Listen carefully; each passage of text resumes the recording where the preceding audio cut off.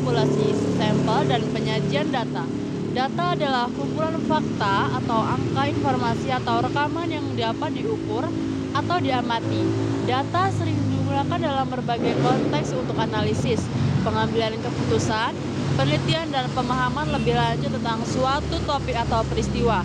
Data dapat berupa teks, gambar, suara, atau bentuk lainnya yang dapat direpresentasikan dalam bentuk digital atau fisik.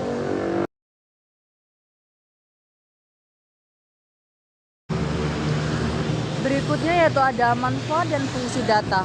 Data yang kamu temukan sekarang ini pasti mempunyai beberapa fungsi dan juga manfaat masing-masing. Apabila ditinjau secara umum, di bawah ini beberapa manfaat dan fungsi data yang bisa kamu dapatkan. Sebagai berikut yaitu sebagai suatu acuan kegiatan manfaat dan juga fungsi data yang pertama yaitu sebagai salah satu acuan kegiatan-kegiatan dasar perencanaan. Sebuah data bisa kita gunakan sebagai perencanaan sebab dalam membuat sebuah perencanaan sangat penting dasar untuk membuat sebuah keputusan. Data bisa bermanfaat untuk membuat suatu keputusan. Dari adanya data yang ada sebagai bahan evaluasi selain berbagai manfaat dan fungsi. Jenis-jenis data dan contohnya, data primer. Data primer adalah data yang didapatkan dan dikumpulkan secara langsung dari objek yang sebelumnya telah diteliti oleh suatu organisasi ataupun perorangan. Data sekunder. Data sekunder adalah data yang bisa kita dapatkan dari sumber lain yang telah ada sebelumnya. Hal tersebut artinya di dalam data sekunder seorang tidak perlu mengumpulkan data secara langsung dari objek yang ingin diteliti. Data kuantitatif.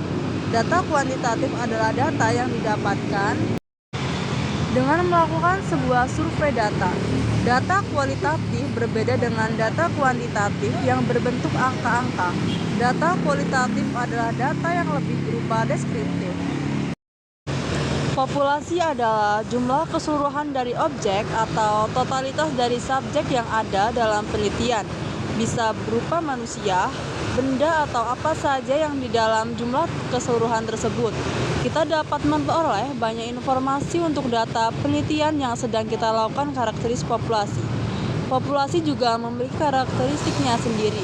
Secara umum, karakteristik dari populasi dibagi menjadi dua, yaitu ada dua karakteristik populasi dari lingkup biologi dan juga karakter populasi dari lingkup statistik.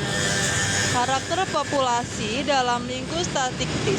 Karakteristik dari populasi yang ada dalam ruang lingkup statistik adalah mengenai kepadatan dan juga ukuran dari besaran populasi itu sendiri, yang termasuk di dalamnya ada beragam variabel atau parameter utama yang dapat dipengaruhi oleh beberapa faktor, seperti kematian dan juga kelahiran individu yang membangun populasi dalam lingkup statistik.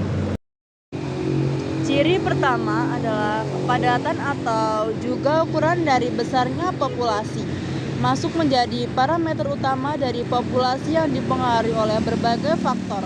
Populasi antara lain kelahiran dan juga kematian. Adanya sebaran, tentunya populasi sangat dipengaruhi oleh adanya sebaran atau suatu objek tertentu. Kemudian juga kondisi iklim, kondisi cuaca, kondisi struktur dan umur dari objek tersebut dipengaruhi oleh adanya komposisi genetik, adanya dispersi atau disebut juga dengan sebaran. Tetapi yang berbeda dari sebaran ini adalah sebaran ini merupakan sebaran individu terhadap intrapopulasi. Tabel adalah gambaran yang dikategorikan ke dalam kolom-kolom data yang berisi ikhtisar sejumlah informasi. Diagram adalah gambaran yang menerangkan sesuatu yang ditunjukkan dalam sebuah lingkaran. Dan yang terakhir ada fungsi tabel, pengorganisian data. Data digunakan untuk mengorganisir data dalam bentuk yang sistematis, yang memudahkan pemahaman dan referensi. Membandingkan data, tabel memungkinkan perbandingan antara berbagai data atau elemen dalam suatu tempat. Ini membantu dalam mengidentifikasi perbedaan dan kesamaan. Pengaturan numerik. Tabel sangat efektif untuk menyajikan data numerik seperti angka dalam bentuk angka, persentase, dan statistik. Fungsi diagram. Visualisasi data. Diagram adalah alat yang efektif untuk bisa visualisasi data dan informasi. Mereka membantu dalam menyajikan data dalam bentuk grafis yang mudah dipahami. Identifikasi pola dan tren. Diagram memungkinkan kita untuk mengidentifikasi, biasa menyederhanakan informasi. Diagram lebih menyederhanakan informasi yang kompleks menjadi representasi visual yang mudah dicerna.